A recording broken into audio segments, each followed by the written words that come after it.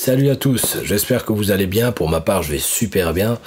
Ce soir, j'ai le plaisir de commencer à animer une nouvelle série de vidéos concernant l'application du non-verbal, puisque pour ceux qui me connaissent, vous savez que c'est un peu mon rayon, mais le non-verbal, cette fois-ci, appliqué au cinéma de genre et plus précisément aux monstres qui sont les stars des films d'horreur.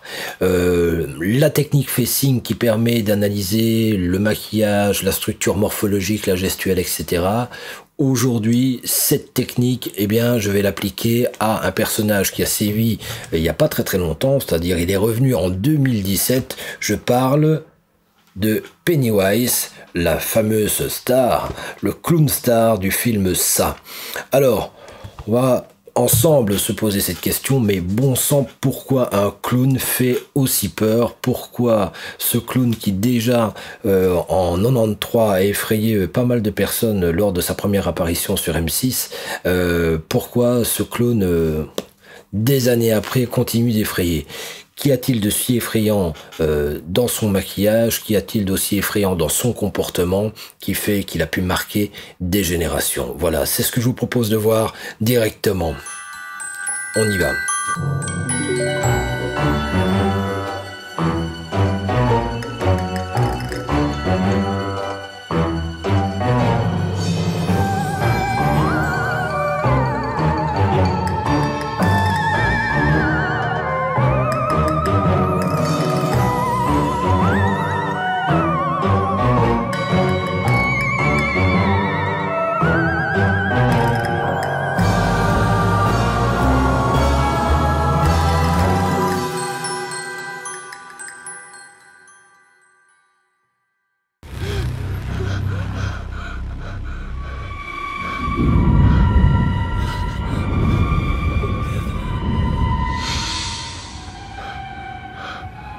Où vas-tu comme ça, Heidi? Si tu habitais ici, tu serais déjà arrivé chez toi. Viens t'amuser avec le clown. Tu flotteras en bas. Viens, on flotte tous en bas. Tout le monde flotte.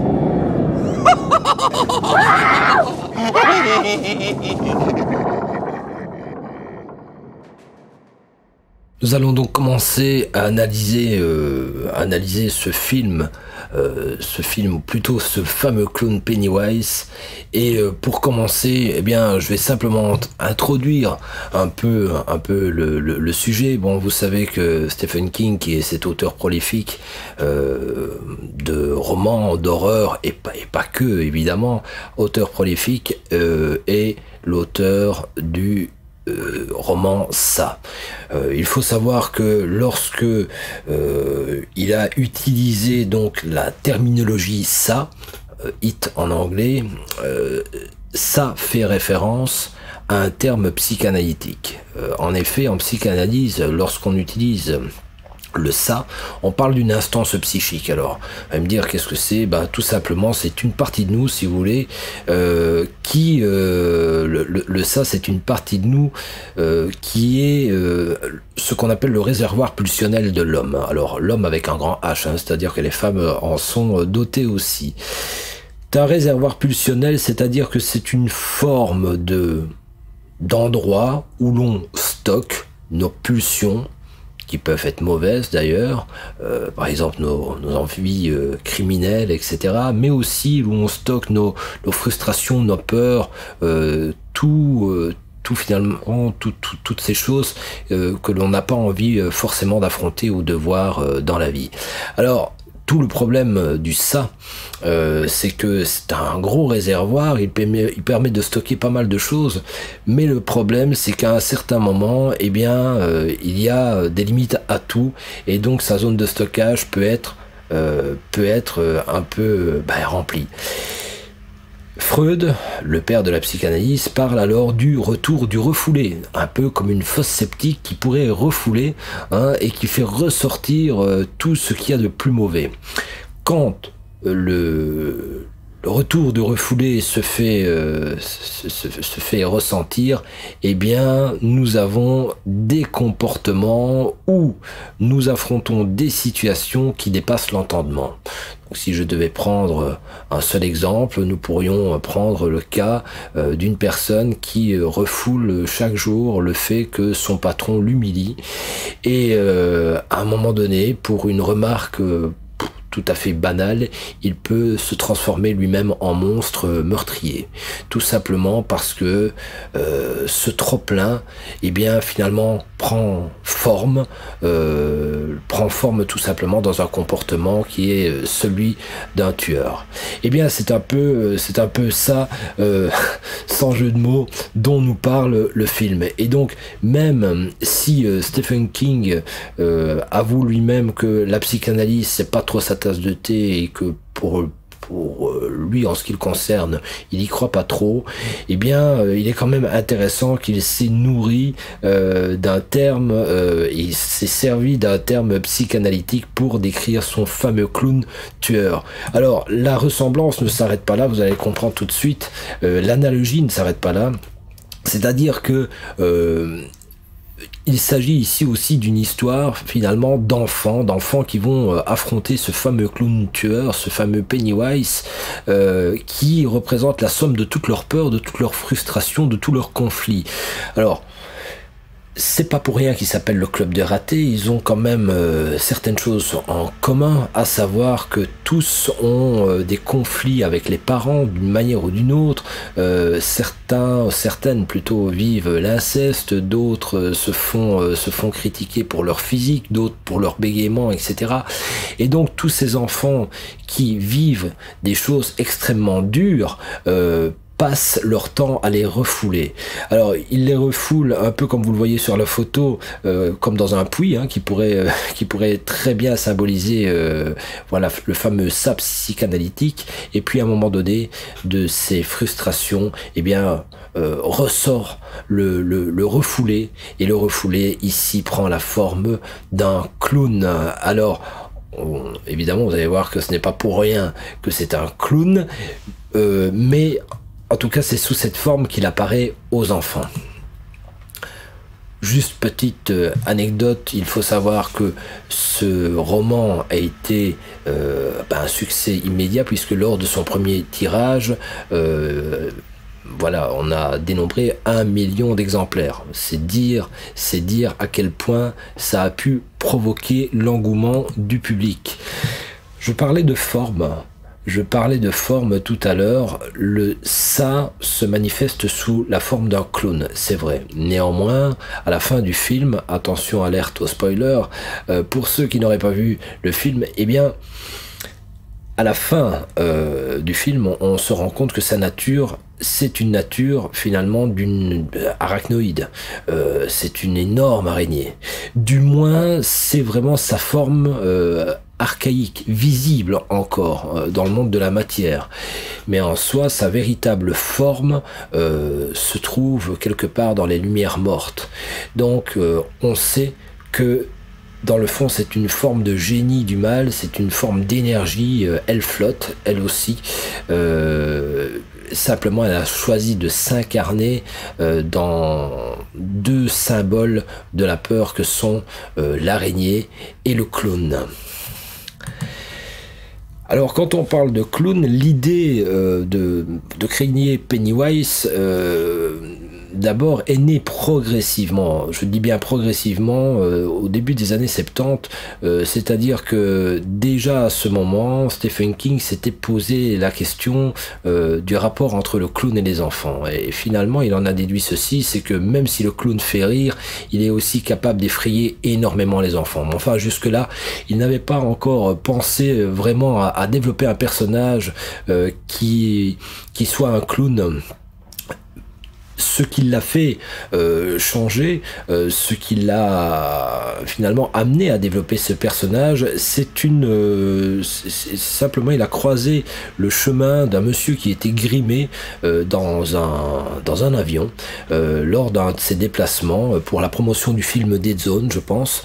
Il a croisé ce monsieur et ce monsieur était déguisé dans le personnage donc du fameux Ronald McDonald, qui est l'icône bien connue de McDo. Et Ronald McDonald, pour King, évoque déjà une forme d'agressivité, mais l'agressivité plutôt du capitalisme, de cette société de surconsommation. Il a croisé l'image de Ronald McDonald avec un clown tout à fait, lui, bienfaisant, qui était Bosso le clown, voilà, qui lui faisait rire les enfants à la télé américaine et de toute façon a été diffusé à un niveau international. Et le croisement des deux a donné naissance évidemment à Pennywise. Il faudra compter aussi quand même sur l'intervention d'un autre phénomène, et cette fois-ci ce n'est pas du tout un phénomène fictif, puisque un autre clown a sévi aussi, mais cette fois-ci début des années 80. Cet autre clown s'appelait John Wayne Gacy, et John Wayne Gacy qui était voilà, un personnage très bien vu dans sa ville, de la société civile, quelqu'un qui paie ses factures, ses impôts, qui est investi dans la vie sociale de sa petite ville. Il œuvre aussi pour des activités caritatives, etc. Cet homme, bien sous tout rapport, aimait beaucoup se déguiser, souvent les week-ends, pour animer les anniversaires des enfants. Il aimait se déguiser en clown. Les clowns, c'était sa grande passion. D'ailleurs, il a peint énormément de clowns qui... suite à son arrestation, cette fameuse collection a été revendue et a été revendue très très cher. Alors, pourquoi parler de ça? Tout simplement parce que John Wayne Gacy, comme vous pouvez le voir, optait pour un maquillage de clown qui n'était pas forcément super sympathique. On voit déjà des caractéristiques, voyez, des pointes, des angles, etc., qui évoquent quelque chose de plus agressif dans son maquillage, et qui laisse quand même entrevoir une personnalité un peu plus diabolique. En effet, John Wayne Gacy a tué une trentaine, je pense, de jeunes garçons. Alors ce n'étaient pas des petits garçons, mais certainement des adolescents et peut-être un peu plus âgés, mais en tout cas des jeunes garçons. Donc ce fameux clown tueur a aussi inspiré Stephen King, et pas que, puisque d'autres clowns tueurs sont nés au cinéma après l'arrestation de Gacy. Un peu jeune pour toi, Richie. Pip, pip, Richie. J'ai rien entendu. Rien du tout. Je vous demande pardon. Viens là-haut, Richie. J'ai un ballon pour toi. Tu veux un ballon? Qu'est-ce qui se passe? Un seul ballon ne te suffit pas. Alors, tout à l'heure, j'en disais un mot. La première version cinématographique du film Ça a été réalisée donc dans les années 90, et en 93 est sorti en France sur M6, et donc on a pu découvrir ce fameux téléfilm où Pennywise était joué par l'excellent Tim Curry, qui est un acteur formidable de cinéma, on le connaît, mais aussi un acteur de théâtre très très réputé. Alors Tim Curry a donné une dimension au Pennywise de 1993, une dimension plus humaine d'une certaine manière que celle de 2017. On aura l'occasion d'en reparler tout à l'heure. Ce qui veut dire qu'il pouvait provoquer aussi d'une certaine manière l'hilarité, en jouant vraiment le clown. Parfois même on pouvait se poser la question de l'humanité finalement du clown, un peu comme s'il était encore doté d'une certaine certaine dose d'humanité, chose qui a complètement disparu dans la version de 2017. Chose à savoir qui reste très intéressante, dans le non-verbal on analyse aussi la voix. Alors évidemment la voix de Curie en anglais se prêtait vraiment très bien au personnage de Pennywise, hein. Il était effrayant, et en France c'est Jacques Siron qui a prêter sa voix. Alors si vous voulez la réécouter encore, il vous suffit de vous rendre à Disneyland Paris, à la Tour de la Terreur, dans la Tour de la Terreur, et une voix vous donnera les indications, la marche à suivre pour que vous soyez en sécurité dans cette attraction, et ce n'est autre que la fameuse voix de Pennywise, donc de ce fameux Jacques Siron. Voilà. Ici, vous voyez des images évidemment du clown de 2017, qui est joué lui par Bill Skarsgård. Cette version est beaucoup plus agressive que celle de 1993. Ici, Pennywise n'est jamais clownesque, très peu. Il est agressif du début jusqu'à la fin. En aucun cas il ne montre une dose d'humanité, si ce n'est à la rigueur une petite scène avec une fille où on pourrait croire encore à certaines choses, mais on se rend compte qu'il est machiavélique du début jusqu'à la fin. Donc ce Pennywise est vraiment beaucoup plus animal, beaucoup plus agressif, et à un rythme beaucoup plus soutenu évidemment que celui joué par Tim Curry. Alors pourquoi ça fait peur? Alors c'est la grande question. Pourquoi le film fait peur? D'abord, il faut quand même reconnaître, c'est qu'il repose sur une des phobies les plus répandues dans le monde, à savoir la phobie des clowns. Cette phobie repose sur le postulat qu'un clown finalement c'est quelqu'un, c'est une personne qui se farde avec un maquillage et dont on ignore l'identité. Donc sous couvert du maquillage, il peut se permettre de faire des choses qui sont peut-être répréhensibles. Alors il y a aussi cette image du clown farceur, mais parfois des blagues qui peuvent être douloureuses, ou des blagues qui peuvent tout simplement salir une personne, la ridiculiser, etc. Et donc cette image du clown qui est double, à savoir oui, quelqu'un qui peut être marrant, mais qui peut être marrant aux dépens des autres, qui peut vraiment se moquer des autres et les réduire à rien du tout, à vraiment leur faire du mal. C'est cette image qui poursuit évidemment le clown et qui crée cette phobie que l'on peut retrouver un peu partout dans le monde, car elle fait partie du top 5 des phobies les plus partagées dans le monde. Alors, on revient un instant à Freud, qui parle finalement d'une théorie où on parle de l'étrangeté, mais l'étrangeté, si vous voulez, dans le quotidien. C'est-à-dire qu'il a remarqué que certaines choses qui sont inanimées, par exemple, là j'ai pris le cas d'Annabelle, pouvaient nous sembler tout à coup animé, un peu comme un humain. Et donc cette espèce d'étrangeté du quotidien peut survenir et nous faire peur.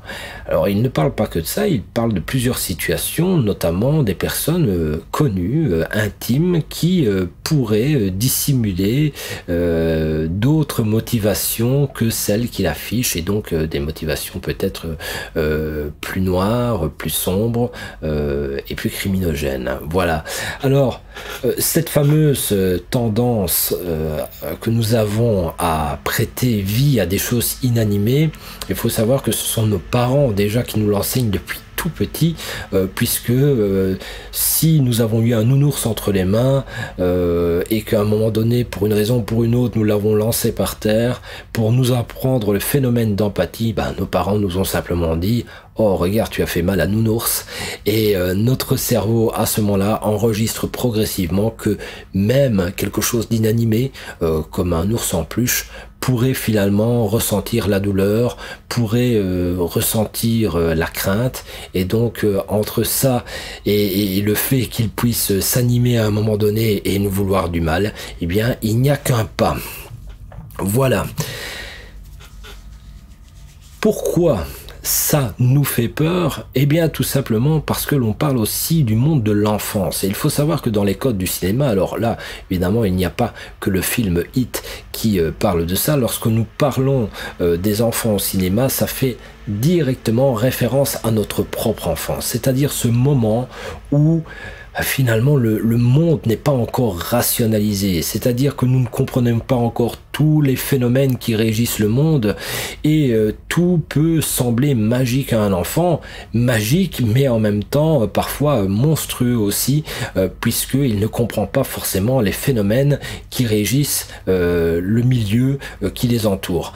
Alors cette fameuse tendance à l'irrationnel qu'a un enfant est quelque chose de tout à fait normal, puisque pour que son cerveau se développe, il est obligé de passer par ces phases irrationnelles et qui feront naître chez lui de toute façon ses premières peurs, les peurs des fantômes, peurs des vampires, etc., etc. Eh bien, ce monde irrationnel, même si nous l'avons quitté, nous adultes, depuis longtemps, il nous en reste toujours quelque chose. Et lorsque nous voyons des enfants face à leurs peurs, eh bien, ça nous rappelle un peu les nôtres à leur âge. La rupture de ton est aussi extrêmement intéressante, et là le clown est particulièrement efficace. Il vous est peut-être arrivé d'avoir des frayeurs dans un film qui n'est pas forcément un film d'horreur. Prenons un exemple, vous regardez un film comique ou un autre film, si je prends celui de Disney, Fantasia, eh bien on peut y voir des hippopotames dansant, des éléphants roses, et puis tout d'un coup un diable extrêmement sombre qui apparaît à l'écran. Eh bien vous voyez, cette espèce d'opposition entre les personnages s'appelle la rupture de ton. C'est-à-dire qu'à un moment donné, on n'a pas eu le temps de dresser nos barrières mentales, il y a quelque chose d'effrayant qui arrive, voilà, qui déboule, et on ne l'a pas vu arriver. Alors le clown, c'est un peu ça, parce que dans le fond, la nature première du clown, c'est tout de même de, vous allez le voir, de faire chuter la pression, de détendre l'atmosphère et de faire rire. Mais, et donc, nous n'aurions pas... voilà, nous n'avons pas le temps de dresser des barrières mentales, et malgré tout, il peut évidemment se transformer et devenir, comme dans le film, quelqu'un de méchant, et à ce moment-là nous effrayer, parce que nous n'avons pas eu la possibilité de nous adapter et d'y penser. Donc la rupture de ton est quelque chose d'effrayant, et le clown, évidemment, excelle là-dedans, de par sa nature. Alors l'analyse maintenant fait signe du visage de Pennywise. Avant vraiment de l'aborder, désolé, mais je vous donne encore quand même des petites références culturelles. Il faut savoir que le premier clown digne de ce nom va apparaître dans la Commedia dell'arte à peu près au XVIe siècle, et lui-même est inspiré des mimes gréco-latins. Voilà, ces fameux mimes d'ailleurs, la tradition du mime ici, vous voyez le mime Marceau, hein, dont Michael Jackson était très grand fan d'ailleurs, le mime Marceau qui voilà, s'exprimer, mais uniquement par le geste. Donc, ces fameux clowns de la Commedia dell'arte ont jeté déjà les bases du clown moderne.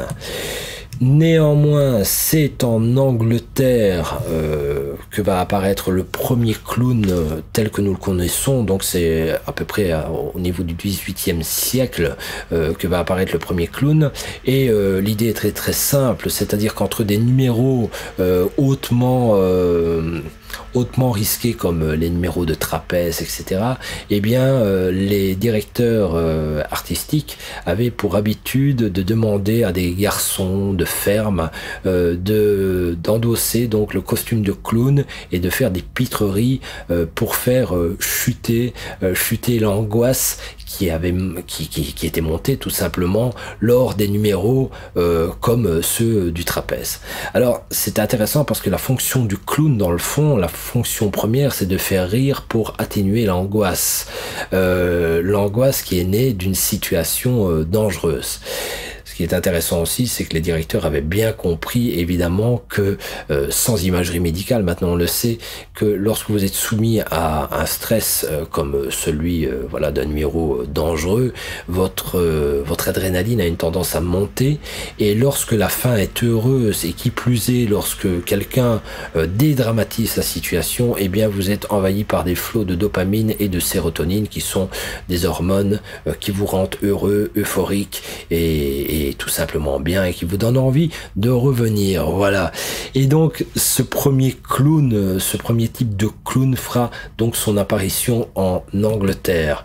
Il faut savoir que le terme clown vient donc l'étymologie, ça veut dire plouc d'une certaine manière. Le clown, c'est le plouc, c'est le cutéreux comme on dit, c'est le paysan. C'est d'ailleurs pour ça qu'il a des grosses galoches aux pieds, qu'il ne sait pas s'habiller, voilà. Et dans le fond, c'est en référence à ces garçons de ferme que l'on employait entre deux spectacles et qui tranchaient complètement par leur habit grossier avec les habits de lumière des trapézistes et autres, évidemment, dompteurs de lions, etc., etc.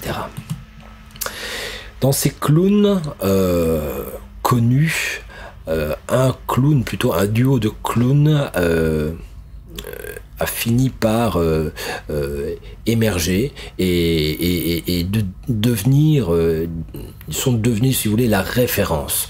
Je parle du Pierrot, donc le Pierrot qui est lui fardé complètement de blanc. Vous pourriez d'ailleurs revoir des références dans les années 80. On utilisait beaucoup les Pierrots, notamment dans un clip vidéo qui s'appelait Visage Grey, voilà, qui était un clip qui faisait quand même flipper à ce moment-là, hein, donc allez revoir ça sur YouTube, vous allez voir, c'est quand même toujours aussi flippant. Et donc le clown, le Pierrot, comme vous pouvez le voir, est fardé complètement de blanc. Il exprime très peu d'émotions, il est plutôt sévère, c'est plutôt un clown pince sans rire, il est très guindé, et il va mettre en valeur un autre type de clown qu'on appelle l'Auguste.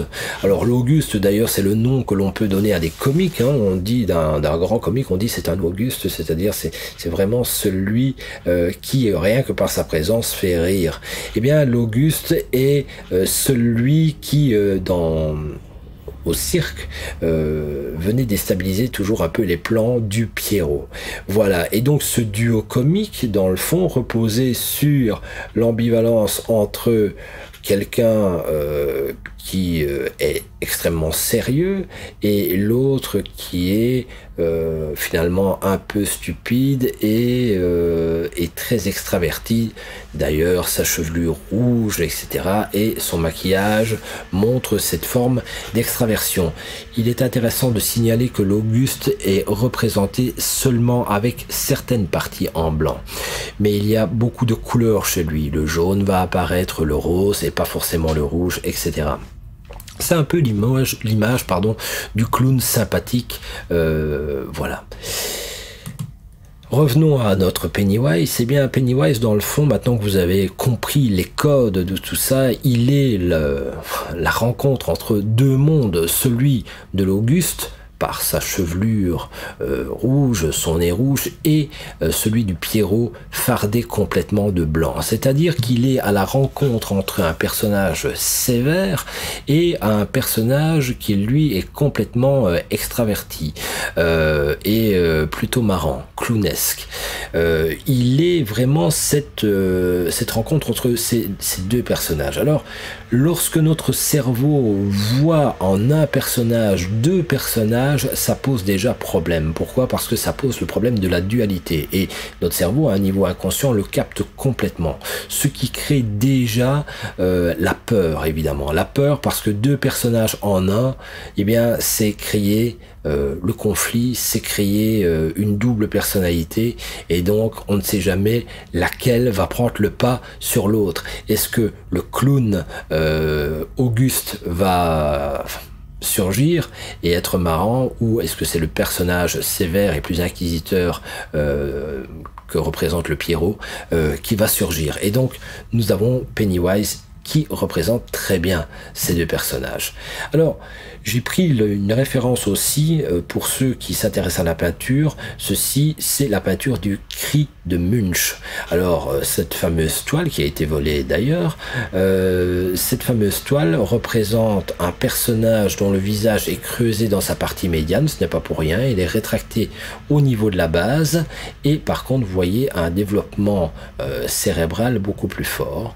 Vous voyez aussi derrière lui, un peu comme on peut le retrouver chez Van Gogh, des traits plutôt nerveux, hein, et presque un torrent qui se trouve derrière lui, juste pour marquer que le personnage est complètement névrosé, complètement obsessionnel, complètement pris par ses angoisses, et la structure qui est représentée est une structure de quelqu'un qui est rongé de l'intérieur, voilà, et qui se place sur un plan beaucoup plus cérébral, et donc tout est dans sa tête. Eh bien, je vous dirais que nous avons à peu près le même type de structure chez le clown. Vous allez voir que celui de 2017 varie très peu à ce niveau-là, à savoir une base très peu dominante comparativement à un front, donc vous devez placer une ligne en dessous des yeux, un front extrêmement développé. Qu'est-ce que ça veut dire? Eh bien, ça veut dire tout simplement que les personnages a une tendance à avoir des problèmes psychosomatiques. Alors là, je parle plutôt pour la représentation de Munch. Psychosomatique, ça veut dire que la psyché, hein, le psycho, est plus fort que le soma, le corps. Et donc, lorsque la psyché est plus forte que le corps, c'est la psyché qui guide le corps. Eh bien, c'est exactement la représentation du Cri de Munch. Alors évidemment, notre Pennywise, lui, n'est pas rongé en tant que tel, mais il représente ça, il représente l'angoisse, il représente le psychisme qui est plus fort que le corps. D'ailleurs, les enfants, à force de croire en certaines hallucinations, eux-mêmes peuvent mourir tout simplement. Et donc c'est intéressant de montrer le pouvoir de cet être finalement hautement psychique, beaucoup plus que matériel. Autre caractéristique que nous allons retrouver dans le maquillage de ce clown, c'est le blanc qui est omniprésent. Alors le blanc, je vous ai pris un masque blanc. Ce masque blanc, d'abord le blanc représente la mort. Ben oui, lorsque l'on meurt, notre sang quitte la périphérie, et donc on se retrouve avec ce qu'on appelle un teint cireux. Donc le blanc sur le visage rappelle toujours cette mort, évidemment. Vous avez aussi cette caractéristique, donc on retrouve dans le visage de Pennywise, qui est bien en vie, en tout cas, voilà, il est animé, mais qui nous rappelle cette mort, cette angoisse de mort qui est omniprésente. Le rouge vient contraster complètement avec le blanc. Alors pour une raison, pour plusieurs raisons. D'abord, le rouge représente le sang. Et donc, la mort et le sang, vous voyez directement le rapport entre une mort violente. La réalité, c'est ça, c'est mort violente, imminente. Voilà. Vous avez aussi l'idée de la pureté qui est représentée par le blanc, et le rouge, évidemment, qui peut représenter quelque chose de beaucoup plus pulsionnel, de beaucoup plus archaïque, de beaucoup plus meurtrier. Et donc c'est une forme d'injure à la pureté. Donc vous voyez, tout ça se confond dans le psychisme humain, et même si on ne comprend pas, comme je le dis avec des mots, si on ne comprend pas forcément les codes couleurs, notre cerveau, lui, l'analyse complètement. Alors, je fais remarquer que le ballon de Pennywise est rouge, évidemment, couleur de sang aussi. On remarquera aussi que les yeux de Pennywise sont souvent aussi injectés de sang, ce qui montrera d'ailleurs une hyperactivité cérébrale. J'en reparlerai juste après. Le paradoxe fait peur à notre cerveau. Les choses qui ne sont pas cohérentes nous font peur. Et si je prends le visage de celui de 2017, alors je n'ai pas la structure frontale ici, mais vous allez bien la voir après, rassurez-vous. Il y a déjà plein de choses que l'on peut voir apparaître. D'abord, ce Pennywise paraît jeune. Alors il paraît jeune où vous voyez le nez relativement court, c'est un lobule relativement rond. En fait c'est un petit nez en trompette qui est plutôt l'apanage des enfants. Évidemment, il n'y a pas que ça comme message qui fait référence à l'enfance. Vous avez aussi les dents devant qui peuvent être plus grandes. La désorganisation dentaire, c'est quelque chose qu'on retrouve chez les enfants et chez les adolescents. C'est d'ailleurs pour ça que beaucoup d'adolescents doivent porter des appareils dentaires. On va retrouver aussi une mâchoire supérieure un peu plus avancée, ce qui nous donne ce côté dents de lapin. Et même chose, en général, les jeunes doivent porter un appareil pour ça. Donc, nous avons des caractéristiques de jeunesse qui se trouvent là. En même temps, ces caractéristiques de jeunesse sont complètement contrariées par d'autres traits. Par exemple, le fait que les yeux soient foncés, les cernes très foncées vont évoquer quelque chose de beaucoup plus sombre, de beaucoup plus noir. Et il faut savoir que les cernes apparaissent plus fortement évidemment lorsque l'on vieillit, puisque tout simplement on se creuse.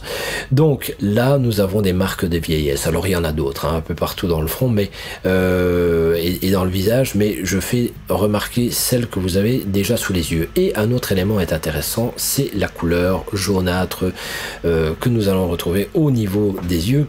Et bien cette couleur jaunâtre va nous rappeler les prédateurs, puisque les hiboux, les chats, les crocodiles, etc., ont cette couleur jaunâtre qui est une couleur propre aux grands prédateurs. Voilà, donc quelques caractéristiques pour vous montrer qu'ici nous avons jeunesse, vieillesse et instinct de prédation qui sont omniprésentes dans le visage et évidemment qui font très peur. Nous avons aussi une autre caractéristique, cette jeunesse, je vous parlais de jeunesse et de vieillesse, et bien cette vieillesse on va la retrouver aussi dans la calvitie. Vous voyez, cette calvitie n'est pas propre aux enfants. Cette calvitie c'est quelque chose qu'on va retrouver chez les vieillards et dans le code du cinéma. Par exemple ici j'ai pris une dame qu'on retrouve dans le film Shutter Island, film de Scorsese avec Leonardo DiCaprio, et donc elle apparaît en scène presque d'ouverture où DiCaprio va rentrer dans l'asile psychiatrique et on va retrouver cette dame où on voit une calvitie. Alors la calvitie va faire une référence à la vieillesse, à la maladie, à la dégénérescence d'une certaine manière.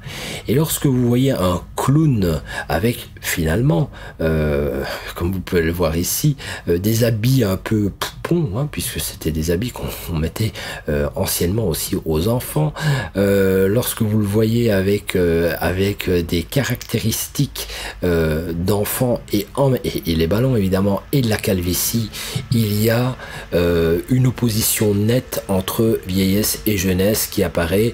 La jeunesse qui représente la vie, la pulsion de vie, et évidemment la pulsion, je vais dire, de mort qui apparaît, en tout cas la dégénérescence qui apparaît et qui est complètement contraire au processus qui anime la jeunesse. Alors sa nature arachnoïde, qui est plutôt dévoilée vers la fin.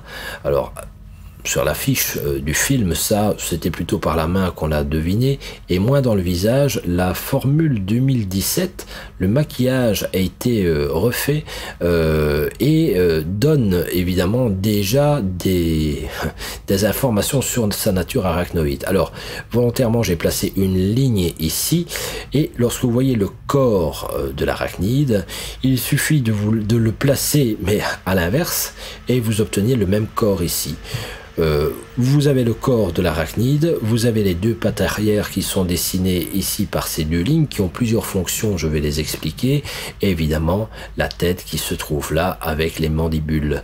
Alors tout ça pour vous expliquer quoi? Eh bien tout simplement que l'araignée, c'est celle qui vous attrape dans sa toile, qu'elle a tissée patiemment, et vous finissez par vous prendre dans sa toile, et progressivement, elle va tisser autour de vous des liens qui voilà, et vous maintenir dans un cocon, et vous mangera au moment prévu. C'est exactement le même mode opératoire, si on devait parler d'un tueur en série, le même mode opératoire. Pennywise tisse une toile dans laquelle les jeunes se prennent, c'est une toile psychique, jusqu'au moment où il arrive à les kidnapper, à les faire flotter. On voit même d'ailleurs dans la première mouture de 1993, ils sont eux-mêmes pris dans une espèce de cocon. Dans la version 2017, ils flottent, mais c'est la même idée, ils sont dans un état second, voilà, dans un état de flottement, et prêt à être dévoré d'une certaine manière. Donc elle conserve comme ça son garde-manger et de la nourriture toujours apportée. Eh bien on retrouve ces caractéristiques dans le visage du Pennywise de 2017. Ce qui est intéressant, j'en profite pour faire balader mon curseur ici, c'est que l'on retrouve donc ces fameuses pattes arrière, mais qui font aussi qui ont un double impact, qui était déjà un peu stipulé dans le maquillage de Pennywise, ici joué par Tim Curry, à savoir le trait juste en dessous des yeux.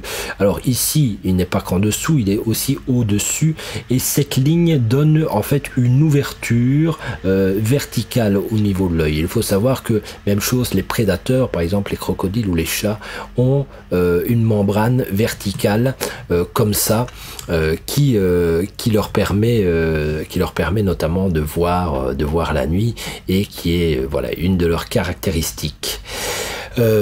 Si je balade encore un tout petit peu le curseur, je vous dirais que ici on voit très distinctement, même chose d'ailleurs chez Pennywise, le petit nez en trompette, qui représente l'enfant, dans lequel l'enfant peut se retrouver, qui signe une forme d'immaturité affective qui contraste complètement avec ce qu'on appelle les rides du lion.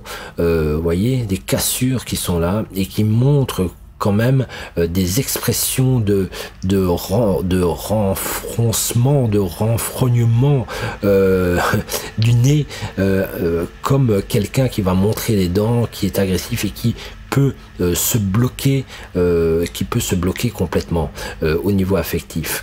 Autre chose, les plis nasogéniens, donc ce sont ces fameux plis que vous allez retrouver là juste sur le côté du nez, sont dans les deux cas hyper marqués. Il faut savoir que ces deux plis très marqués, et comme vous le voyez ici, donc on a ces plis relativement forts, expriment le dégoût social, donc voilà, le dégoût des autres. Notamment, bon, évidemment il faut replacer ça dans un cadre, mais notamment c'est ce que ça peut exprimer.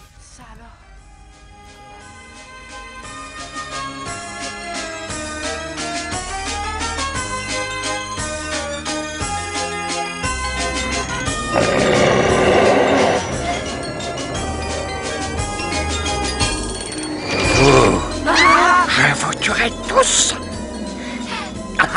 Je vous rendrai tous fous et je vous tuerai tous. Je suis le pire cauchemar que vous ayez fait. Je suis le pire de vos rêves devenus réalité. Tout ce dont vous avez toujours eu le plus peur. Donc maintenant je vais vous expliquer le développement de la zone psychique qui est dû notamment à un trop-plein d'œstrogène. Alors, pour ce faire, j'ai pris la figure de Superman pour bien vous expliquer ce rapport entre la testostérone et l'œstrogène. Au niveau morphologique, Superman est doté d'une mâchoire inférieure puissante, donc vous devez tracer une ligne entre le nez et la lèvre supérieure, hein, et tout ce qui se trouve en dessous, c'est la mâchoire inférieure, donc elle est puissante, anguleuse, le menton est carré, et le front est rectangulaire et assez petit. Les muscles cléido-sternomastoïdiens sont relativement puissants, comme on peut le retrouver chez tous les super-héros et anti-héros comme Batman, voilà, et les autres DC Comics et Marvel et voilà toute la suite, même les mangas. Si vous regardez les personnages de Sangoku, etc., globalement, ils ont des structures comme je viens de vous le montrer. Maintenant, si vous prenez à titre de comparaison le personnage de Pennywise, que ce soit la version de 1990 ou celle de 2017, nous avons toujours ce qu'on appelle une rétraction de base. La mâchoire est très peu présente au profit d'une énorme structure frontale. Elle est énorme. Alors, qu'est-ce que ça veut dire? Tout simplement que ce n'est pas la testostérone qui anime ces personnages, mais tout simplement un taux d'œstrogène beaucoup plus grand. Le taux d'œstrogène, c'est une hormone qui rend beaucoup plus réceptif. Or, ce clown est réceptif aux peurs des enfants. Il s'en nourrit énormément. Il se place aussi sur un plan plus cérébral. C'est un personnage éminemment psychique, puisqu'il est capable de rendre fou complètement des personnes, de les manipuler, de les hypnotiser, etc., etc. Donc et de leur créer des hallucinations. C'est un monstre éminemment psychique. Et donc on retrouve ceci dans la structure, à savoir que c'est plutôt quelqu'un qui se place sur le monde, dans le monde du haut, où on flotte, plutôt que dans le monde du bas, qui est le monde de l'incarnation en tant que tel, du physique, de la musculature. Il est complètement sur un autre plan. Donc son mode opératoire, on le sait, suivra sa structure psychologique, plutôt sa structure morphologique. Voilà. Alors peut-être je me sers de ça pour montrer quand même, si je reprends les yeux, tout à l'heure je parlais des yeux jaunes que nous allons retrouver ici. Si l'on observe Pennywise, juste ici on va avoir des yeux plus sombres et injectés de sang. Ces fameux yeux injectés de sang vont plutôt représenter l'hyperactivité cérébrale qui a lieu chez lui, c'est-à-dire l'afflux sanguin qui a lieu au niveau cérébral. Cette photo, je m'en sers pour montrer moins une structure morphologique, quoique une partie fait partie de la structure morphologique et l'autre tient plutôt de l'expression. À savoir, ce qui tient de l'expression, c'est ce fameux effet Sampaku que vous voyez ici, c'est-à-dire que l'iris a une tendance à se relever, hein, à monter, et donc ça fait apparaître la sclérotique de l'œil, c'est-à-dire le blanc de l'œil, juste ici, en dessous. Ce placement en fait au niveau de l'iris montre que le personnage est en transe, que le personnage a un état modifié de conscience, qu'il n'est plus, si vous voulez, comme l'iris, il est en train de décoller, il n'est plus sur terre du tout. Alors, ça, évidemment, est renforcé par la prédominance de la lèvre inférieure, et la lèvre inférieure est liée directement à nos goûts instinctifs. La lèvre supérieure, elle est extrêmement fine. Par contre, cette lèvre supérieure est plutôt en rapport avec nos affects, donc un peu comme si on vous montrait que l'affect est peu dominant chez ce clown, mais par contre que la lèvre inférieure, c'est-à-dire la pulsion gourmande, la pulsion de nutrition, la pulsion voilà vorace est extrêmement forte, et qu'il subit ici des modifications du comportement, qu'il subit finalement des formes de transe qui l'amènent à se fixer uniquement sur cette fameuse pulsion de gourmandise et de voracité. Les attitudes et le regard, ben, si on compare le Pennywise voilà, du 1990, eh bien, on va retrouver quand même un Pennywise qui, souvent, a un visage qui peut être neutre, voire même parfois marrant. Et puis, progressivement, on voit apparaître des expressions faciales où il est en colère, il montre les dents, clairement, il crie, il fronce les sourcils, le regard est plus méchant, est plus dédaigneux, et puis cette transformation continuera à s'opérer avec d'abord des dents qui sont pourries complètement. Donc là, c'est la représentation de la maladie, hein. On va retrouver ce genre de caractéristiques. Voilà, je fais des gens qui ont des graves carences en vitamine C par exemple, ou d'autres, en tout cas une mauvaise hygiène buccale, ça c'est clair. Donc là, saleté, maladie, virus, tout ça est colporté par cette image qu'on retrouve chez Pennywise lorsqu'il ouvre la bouche, évidemment qui contraste évidemment avec les aspects enfantins que vous voyez, par le nez rouge, le petit nez rond, etc., etc. Et évidemment ici, lorsqu'il se transforme réellement en prédateur, eh bien on retrouve des dents acérées, hein, caractéristiques des prédateurs, avec les fameux yeux jaunes dont j'ai parlé tout à l'heure. Voilà. Pour le clown de 2017, il est très rare d'avoir un visage sympa. En règle générale, il a toujours un rictus.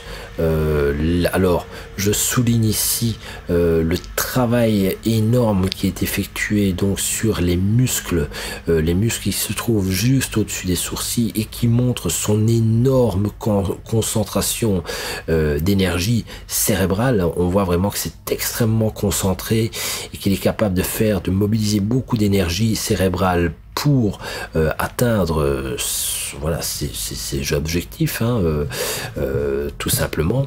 On voit aussi le froncement dont je parlais tout à l'heure ici au niveau du nez, qui vous montre un aspect beaucoup plus vieux, voire beaucoup plus agressif. On peut remarquer ça, hein, par exemple chez les chiens, lorsqu'ils montrent les dents, on voit vraiment ce retroussement des babines et du nez. Évidemment, ici c'est très bien marqué, et donc on retrouve vraiment des caractéristiques de puissance psychique, de grande concentration, et alors d'agressivité qui sont indiquées par le nez, voyez-vous, et qui sont renforcés aussi par le fait qu'on puisse voir les deux dents de devant ressortir. Alors, ces fameuses dents, eh bien, bon, on peut les retrouver ici, évidemment, où là on le voit, hein, transformé, prédateur, les yeux jaunes, les lignes, comme je l'ai expliqué tout à l'heure, et évidemment le sang, hein, le sang des victimes, où là, bon, bah, ça renforce, c'est le sang et sur le blanc, donc on a vraiment quelque chose d'immaculé au départ, qui vient d'être souillé par le sang, et donc c'est d'autant plus choquant. Et sur les autres, eh bien, nous allons avoir des rangées complètes de dents. Donc, c'est comme si l'agressivité de la première représentation de Pennywise s'est décuplée. Ce sont des rangées de dents, de lames de rasoir qui sont là pour dévorer les enfants. Autre caractéristique intéressante chez ce Pennywise, c'est les yeux. Il est capable donc d'avoir les yeux qui roulent dans les orbites et de manière complètement indépendante, indépendant l'un de l'autre, hein, voilà. Il y a cette idée que les yeux ne sont pas fixes et qu'ils peuvent, lorsqu'il subit une transe, lorsqu'il subit une modification du comportement, eh bien devenir complètement fou. C'est pour ça que vous voyez les yeux qui peuvent rouler dans tous les sens. On retrouve la même caractéristique lorsque le Chapelier Fou, par exemple dans la version de Tim Burton et qui est joué par Johnny Depp, fait une forme de transe. lorsqu'il devient fou, eh bien les yeux roulent dans les orbites. Eh bien c'est exactement la même chose. Donc ici, folie et agressivité décuplées sont représentées dans son visage. Voilà. Donc les attitudes et les regards sont un peu différents entre la version de 90 et 2017. Voilà. Alors pour terminer quand même, on me pose souvent la question à savoir, pourquoi finalement, pourquoi le clown des années 90 a fait quand même très très peur et pour certaines personnes continue de faire encore plus peur d'ailleurs que celui de 2017. Alors, au niveau du maquillage et des signaux, vous voyez bien que celui de 2017 a beaucoup plus fini. Clairement, il y a plus de détails, il y a un décodage beaucoup plus profond et on n'a pas encore tout fait. Il y a encore d'autres choses qui sont là par rapport à celui de 1990. Mais la différence, c'est que celui de 1990 est humain, beaucoup plus humain. Et nous sommes beaucoup plus effrayés à la rigueur de quelque chose d'humain qui pourrait devenir machiavélique. Tout simplement parce que ça semble beaucoup plus réel. L'autre semble plus éloigné de notre réalité. On voit réellement que c'est une entité totalement autre. Mais celui des années 90 ressemble beaucoup plus à un être humain qu'autre chose. Et ce fameux être humain qui pourrait devenir extrêmement violent, extrêmement méchant, est beaucoup plus effrayant puisqu'il se rapproche plus du clown traditionnel que nous pourrions croiser dans un cirque ou lors d'une fête costumée. Voilà, j'espère que vous avez apprécié, que vous avez appris certaines choses concernant cette étude de la structure morphologique de Pennywise. D'autres vidéos suivront. Alors si vous avez aimé, n'hésitez pas à liker